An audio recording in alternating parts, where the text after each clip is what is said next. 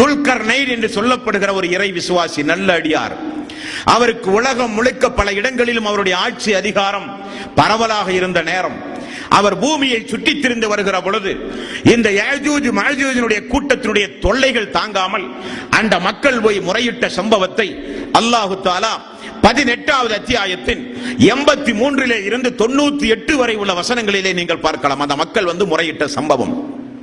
அந்த மக்கள் முறையிடுகிறார்கள். இப்படி ஒரு அழிச்சாட்டிய கும்பல், இவருடைய கொடுமைக்கு எல்லையே கிடையாது. சொத்துக்களை சூறையாடுகிறார்கள், பிணம் மக்களை கொன்று குவிக்கிறார்கள். இவர்களிடமிருந்து எங்களை நீங்கள் காப்பாற்றுவதாக இருந்தால் ஏதாவது பொருளாதாரம் தந்து உதவுகிறோமே என்று அந்த மக்கள், பாதிக்கப்பட்ட மக்கள் துல்கர்னைன் என்பவரிடத்திலே சொல்லுகிற காரணத்தினால், துல்கர்னைன் என்ன செய்கிறார்? அல்லாஹு தஆலா எனக்கு நிறைய ஆட்சி அதிகாரத்தை தந்திருக்கிறான், பொருளாதாரம் எல்லாம் ஒன்றும் வேண்டாம், நீங்கள் விரும்பினால் எனக்கு நீங்கள் உடல் உழைப்பு செய்யுங்கள், அவர்களிடமிருந்து உங்களை நான் பாதுகாக்கிறேன் என்று சொல்லி மிகப்பெரிய இரும்புகளை எல்லாம் கொண்டு வர சொல்லி அதை உருக்கி அதோடு செம்பையும் கலந்து மிகப்பெரிய அளவில் ஒரு தடுப்பு சுவரை அவர் ஏற்படுத்தினார்.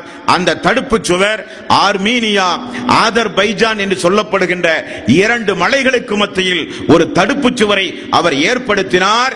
ஏற்படுத்திய பிறகு அவர் அந்த மக்களுக்கு சொன்னதை அல்லாஹு தஆலா திருக்குர்ஆனில் 18வது அத்தியாயம் 98வது வசனம் அவர் சொல்லுகிறார், காலஹாதா ரஹ்மத்துன் மிர் ரப்பி, இது என்னுடைய ரப்பினுடைய ஒரு நியமத்தால் நான் இதை உங்களுக்கு செய்து தந்திருக்கிறேன். ஃபைதா ஜாஹ வஅது ரப்பி ஜஅலஹு தக்கா, அல்லாஹ் தஆலா நாடுகிற பொழுது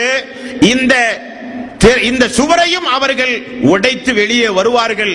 வகான வஅது ரப்பி ஹக்கா, அல்லாஹ்வுடைய வாக்கு நிச்சயம் உண்மையாகும். இதெல்லாம் ஒரு தற்காலிக ஏற்பாடு உங்களுக்கு நான் செய்கிறேன்.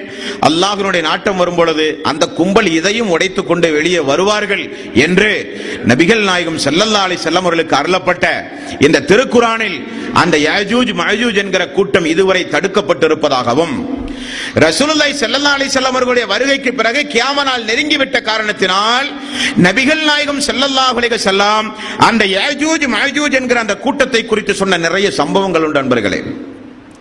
ஒரு நபித்தோழர் சொல்கிறார், யா ரசூலல்லாஹ், அந்த 2 மலைகளுக்கு மத்தியில் யஜூஜ் மஜூஜை தடுப்பதற்காக வேண்டி கட்டப்பட்ட அந்த சுவரை நான் பார்த்திருக்கிறேன் யா ரசூலல்லாஹ்.